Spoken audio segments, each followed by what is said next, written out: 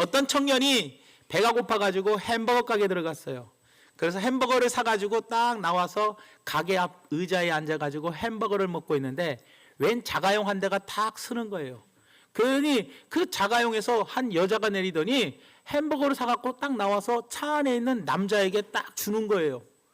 그 의자에 앉아서 그 모습을 보고 있던 그 남자가 너무나 부러운 거예요.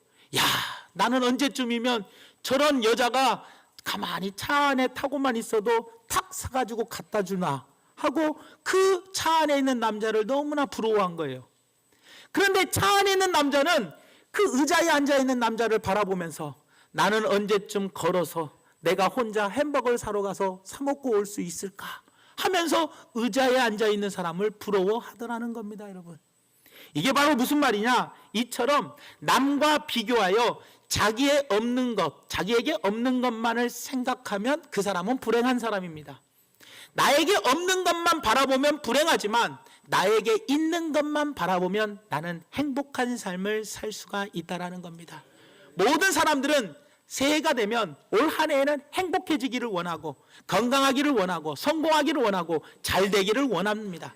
그렇다면 우리는 반드시 우리 성도들은 행복한 한 해를 맞이해야 하는데 이 행복한 한 해의 주인공이 내가 되려면 어떻게 해야 하는지 오늘 세 가지를 통해서 살펴보면서 우리 모두 2014년도에는 행복의 주인공이 다른 사람이 아니라 내가 될 수 있는 우리 복된 성도들 될 수 있도록 예수님 이름으로 간절히 축원드립니다.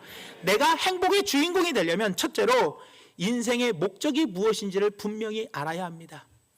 내가 왜 태어났고 내가 왜 하나님의 자녀가 되었나, 하나님의 자녀로서 나에게는 어떤 목적이 있는가를 분명히 알아야 합니다.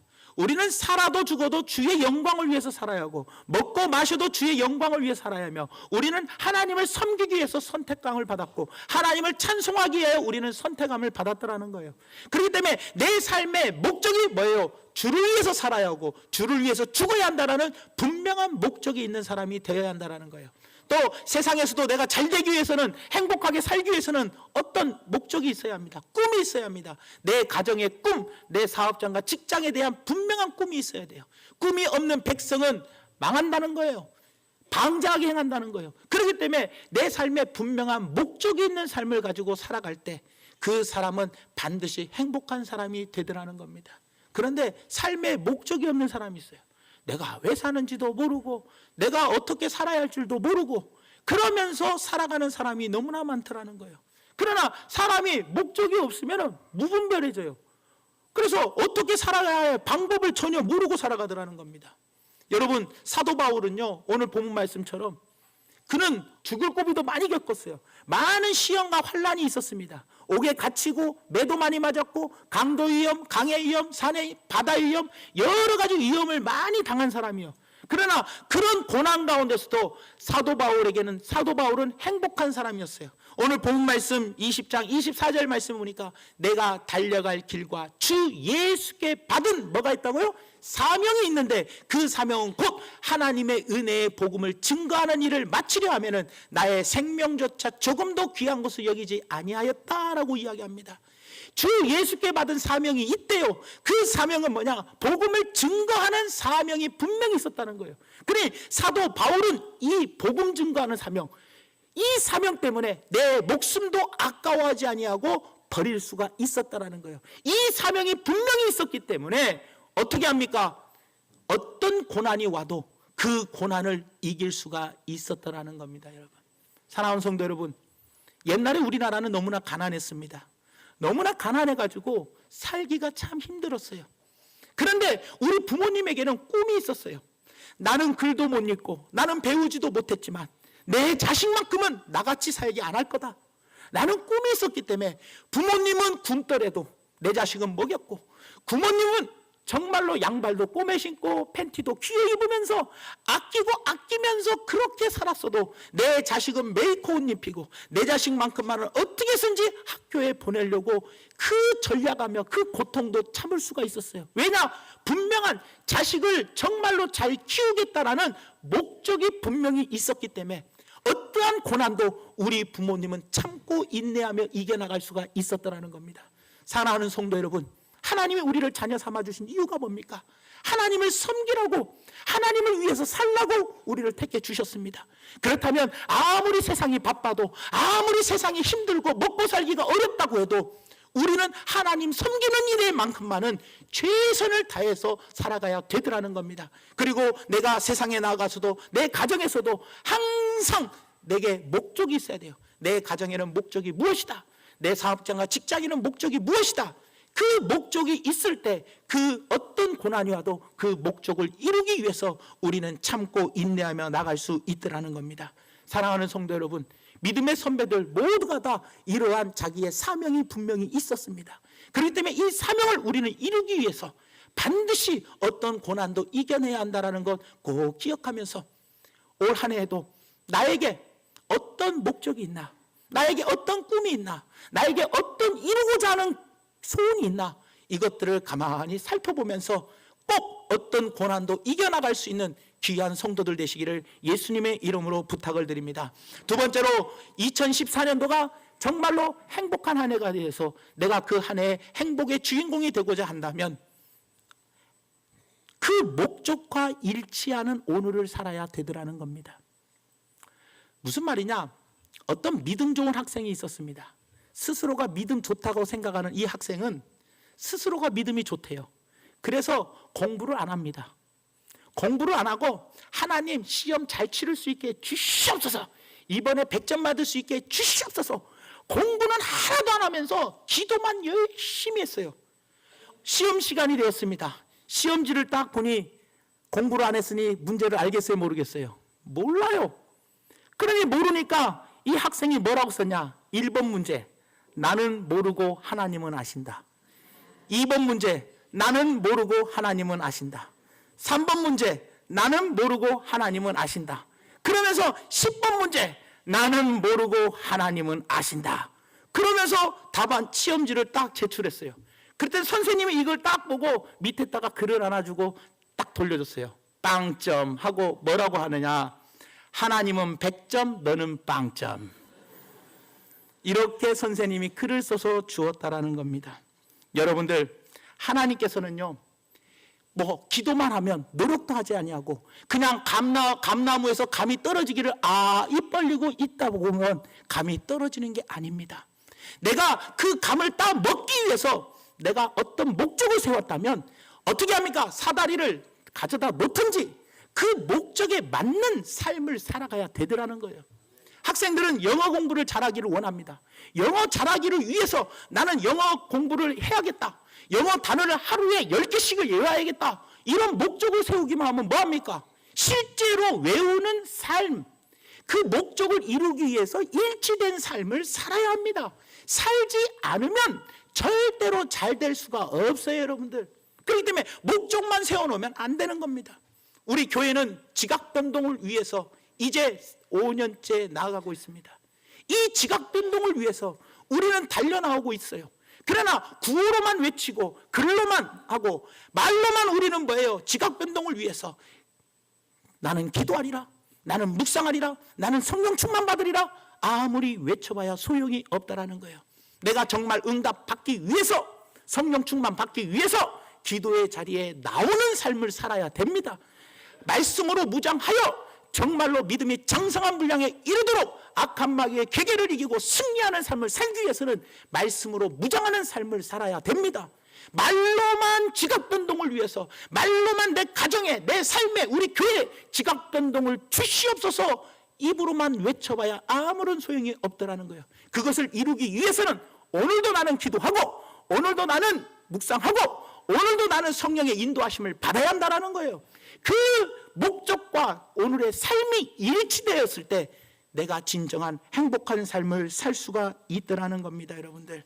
그렇기 때문에 내가 꿈이 있다면, 내게 목적과 사명이 있다면 그 목적과 사명대로 나가야 돼요.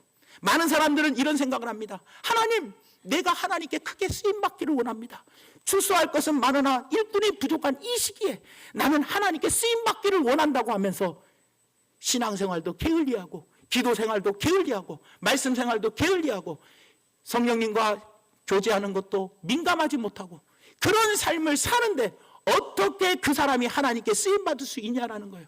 하나님, 나는 하나님께 복을 받기를 원합니다라고 하면서 원망하고 불평하면서 어떻게 내가 하나님께 복을 받기를 원하냐는 거예요. 여러분들, 나에게 하나님 복을 받기를 원하십니까? 내가 응답 받기를 원하십니까? 응답 기도 제목만 있으면 뭐합니까? 그 제목을 이루기 위해서 기도의 자리에 나와야 합니다. 무릎의 자리에 나와야 합니다. 눈물로 나와야 합니다. 이 목적과 일치되는 오늘의 삶을 살아가는 사람이 응답도 받는 것이고 소원도 이루어지는 것이고 그리고 반드시 복을 받는 역사가 일어나더라는 거예요. 직업 변동이 일어나고 내 삶의 변화가 일어나는 거예요. 그럴 때 어떻게 돼요? 내가 올 한 해에 행복한 한 해가 되고 내가 행복의 주인공이 될 수가 있더라는 겁니다. 한마디로 말하면 대가를 치루어야 되더라는 거예요. 그렇기 때문에 내가 꿈이 있다면 그 꿈을 적어도 이루기 위해서는 느리게든 빠르게든 아무튼 천천히라도 우리는 일치되는 삶을 살아야 돼요. 첫날부터 꿈 이룬다고 하루에 막 기도를 막 20시간씩 하라고 그런 것이 아닙니다. 천천히 기도의 양을 조금씩 늘려가 보십시오. 오늘보다 조금 더 늘려가 보세요. 한 달 후보다 조금 더 늘려가 보세요. 조금씩 천천히 조금씩이라도 빠르든 느리든 간에 그 목적을 이루기 위해서 오늘의 삶에 충실한 삶을 살아가야 되더라는 거예요. 남녀 간의 사랑도 마찬가지 아닙니까? 난 저 사람 사랑하고 싶어. 난 저 사람 사랑을 얻고 싶어. 그러나 저 사람의 사랑을 얻고 싶다고 하면서 저 사람을 바라보지 아니하고 엉뚱한 데를 바라본다면 그 사람의 사랑을 얻을 수가 있겠냐라는 거예요. 사랑하는 성도 여러분, 내가 가는 방향이 어떤 방향인지를 보십시오. 내가 지금 걷고 있는 이 방향이 내 목적과 일치하는 방향인지 내 스스로를 돌아보면서 하나님께 인정받고 싶습니까? 하나님께 사랑받고 싶습니까? 하나님께 칭찬받고 하나님께 복을 받고 하나님께 응답을 받고 내 삶이 승리하는 삶을 살고 행복한 삶을 살기 위해서는 하나님이 나를 택해 주신 목적, 이 목적을 어떻게 해요? 이루기 위해서 오늘 내가 헌신하고 내가 오늘 하나님께 엎드리고 내가 하나님의 말씀을 주야로 묵상하고 그것이 복 있는 사람이며, 그렇죠? 그 사람이 시냇물이 마르지 않고 형통한 삶을 사는 사람이라는 것을 기억하면서 우리 모두 목적이 있습니까? 그 목적을 위하여 오늘 현실을 꼭 같은 방향으로 나아갈 수 있는 귀한 성도들 되시기를 예수님의 이름으로 부탁을 드립니다. 마지막 세 번째로 누가 행복의 주인공이 될 수 있느냐? 자기가 한 일에 대해서 후회만 하지 말고 회개하는 사람이라는 겁니다. 사람은 누구나 살다 보면 후회를 하게 되어 있습니다. 후회 안 하는 사람은 없어요. 하지만 후회는 후회로 끝나버리면 절대로 안 됩니다. 왜냐? 후회가 후회로 끝나면 그 다음에 또 후회하는 삶이 또 오게 됩니다. 사람들은 새해가 되면 나름대로 계획을 세웁니다. 목표를 세워요. 그러나 작심삼일이라는 마음이 왜 나옵니까, 여러분들? 하고 난 다음에는 아이고 연말 가서 후회합니다. 내가 왜 그것을 하지 못했을까? 늘 후회하는 삶만 살면 안 되는 거예요. 그러면 그 다음에 가서 또 후회합니다, 여러분. 후회는 후회로서 끝나야 하고 후회로 끝나고 반드시 회개로 이어지는 삶이 되어야 한다는 거예요. 후회만 하는 사람은 또 그 다음 해에 후회하고 또 그 다음 해에 후회하게 되어 있습니다. 하지만 후회에서 끝나고 회개로 탁 이어지는 사람, 회개가 뭡니까? 돌이킬 회, 고칠 개, 돌이키고 딱 고쳐버리는 겁니다. 딱 끊어버리는 겁니다. 그 진정한 회개, 다시는 이와 같은 죄를 범하지 않는 회개, 진정한 회개가 있을 때 그 사람은 진정으로 행복의 주인공이 될 수 있다는 겁니다. 여러분, 성경에 보면 후회하지 않는 삶을 산 사람들도 있습니다. 예수님을 보십시오. 십자가상에서 돌아가실 때 뭐라고 이야기합니까? 다 이루었다. 다 이루었다가 뭡니까? 나는 후회 없는 삶을 살았다라고 이야기합니다. 오늘 본문 말씀에도 사도 바울이 20장 24절 말씀에 내가 달려갈 길과 주 예수께 받은 사명 곧 하나님의 은혜의 복음을 증언하는 일을 마치려 하면은 나의 생명조차 조금도 귀한 것으로 여기지 아니했다. 후회 없이 복음을 전했다. 또 디모데후서 4장 6절에서 8절 말씀에 보니까 나는 선한 전제와 같이 내가 벌써 부어지고 나의 떠날 시각이 가까웠도다. 나는 선한 싸움을 싸우고 나의 달려갈 길을 마치고 믿음을 지켰으니 이제 후로는 나를 위하여 의의 면류관이 예비되었으므로 주 곧 의로우신 재판장이 그날에 내게 주실 것이며 내게만 아니라 주의 나타나심을 사모하는 모든 자에게도 주신다. 사도 바울은 자기가 죽을 때가 가까웠어도 확신을 가지고 있었어요. 후회 없는 삶을 살았어요. 반드시 주님이 면류관을 주실 거다라는 분명한 후회 없는 삶을 살았더라는 거예요. 사랑하는 여러분, 우리는 후회 없는 삶을 사는 것이 행복한 삶입니다. 그러나 가끔 우리가 후회하는 삶을 살았다 해도 하나님은 우리에게 은혜의 장치를 주셨는데 그것이 바로 무엇입니까? 회개라는 겁니다. 그 회개를 통해서 우리는 반드시 고칠 건 고치고 돌이킬 건 돌이키고 끊을 건 딱 끊어버릴 수 있는 진정한 성도들이 되셔야 되더라는 겁니다. 성경 안 읽은 것이 후회되십니까? 기도 생활 게으르한 것이 후회되십니까? 후회만 하지 마시고 진정한 회개를 통해서 딱 끊으십시오. 그리고 이제부터는 진짜 기도의 자리에 나오겠습니다. 이제부터는 정말로 하나님 말씀을 묵상하면서 성령 충만 받기를 위해서 간구하겠습니다라는 자세로 나아가야 되더라는 겁니다. 올해부터는 우리 교회 매월 첫째 주 월요일날 남성들을 위한 월삭 새벽 기도회를 하고 그리고 아침 식사를 저와 함께 할 겁니다. 우리 남성 여러분들 내년도부터는 올해부터는 반드시 여러분들께서 기도에 참석하여 주십시오. 여러분들의 한 달의 첫 시작을 기도로 시작하였을 때 그래서 3가지 기도 제목을 놓고 기도할 겁니다. 내 자신을 위해서, 가정을 위해서, 교회를 위해서 우리가 간절히 기도할 때 하나님께서 함께해 주실 줄 믿습니다.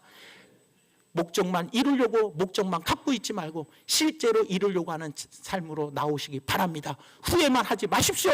기도 내가 바쁘니까 직장 다니라고 사업하느라고 피곤하니까 내가 기도할 시간이 없다 이렇게 해서 후회만 하지 마시고 여러분들 회개하시고 이제부터라도 기도의 자리에 나오시기 바랍니다. 1월달 2월달 2달간 성령 충만 기도회가 있습니다. 후회만 하지 마시고 여러분들 반드시 회개하고 그 기도의 자리에 참석해 주시기를 바랍니다. 그래서 나는 기도해야 하는데 이런 생각만 갖지 말고 기도의 자리에 후회하지 마시고 진정으로 회개하고 어떻게 해요? 기도의 자리에 나오시기 바랍니다. 봉사의 자리에 나오십시오. 열심히 하나님을 섬기는 자리에 나오시고 주일 성수 자리에 나오시고 하나님께 11조 생활하는 자리로 나오시길 바랍니다. 이것이 무엇보다도 중요하더라는 거예요.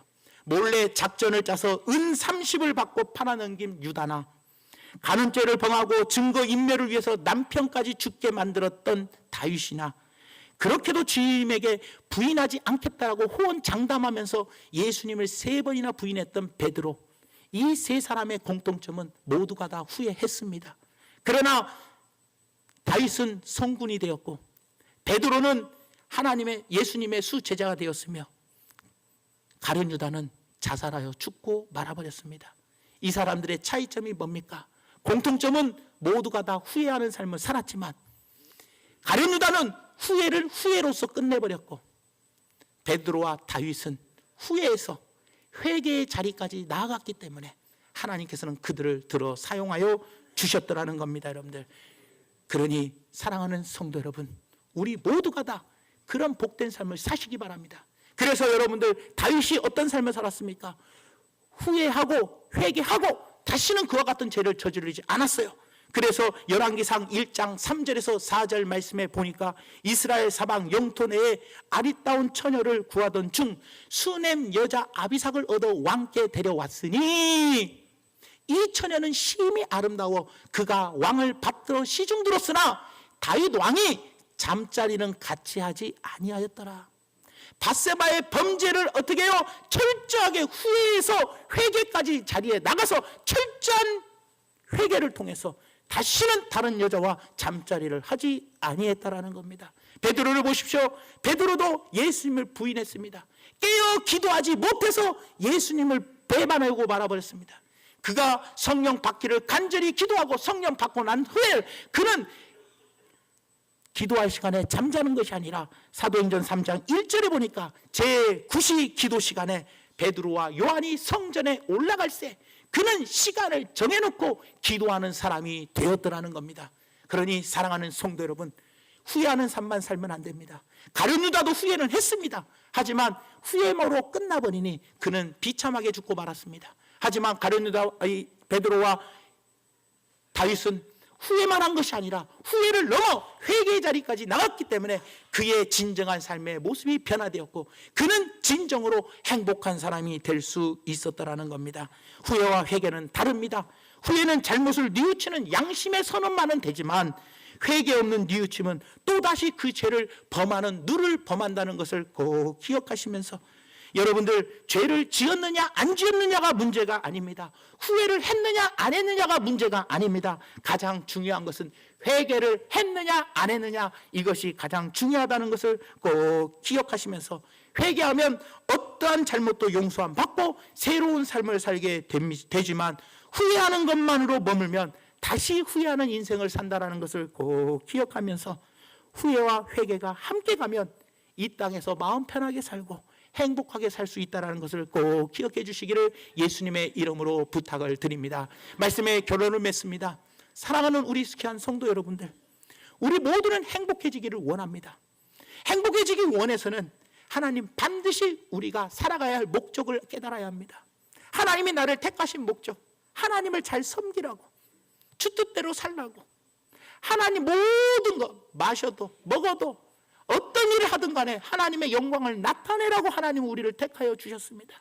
그 목적대로 사시기를 바랍니다. 그 목적이 분명히 내 안에 있기를 원합니다. 그리고 여러분들이 세상에서 하는 모든 것에 분명한 목적을 세우시기 바랍니다. 그리고 그 목적을 이루기 위해서 오늘 그 목적과 일치되는 삶을 살아야 돼요. 그 목적과 같은 방향으로 나아가야지, 그 목적만 세워놓고 방향은 다른 방향으로 나간다면 그 사람은 행복의 주인공이 될 수 없습니다. 그리고 때로는 후회되는 삶을 살다 할지라도 후회는 후회로서 끝나면 다시 또 후회하는 사람이 되풀이되지만 진정한 회개의 삶을 살면 그 다음부터 모든 것이 성령의 도우심으로 다 끝이 나고 새로운 삶으로 변화되어 진정한 행복의 주인공이 될 수 있다는 것을 꼭 기억하시면서 오늘 이 세 가지를 내 마음속에 꼭 새기셔서 우리 모두가 다 2014년도에는 행복의 주인공들이 바로 내가 되는, 여러분들이 되는 귀한 성도들 되시기를 예수님의 이름으로 축원드립니다.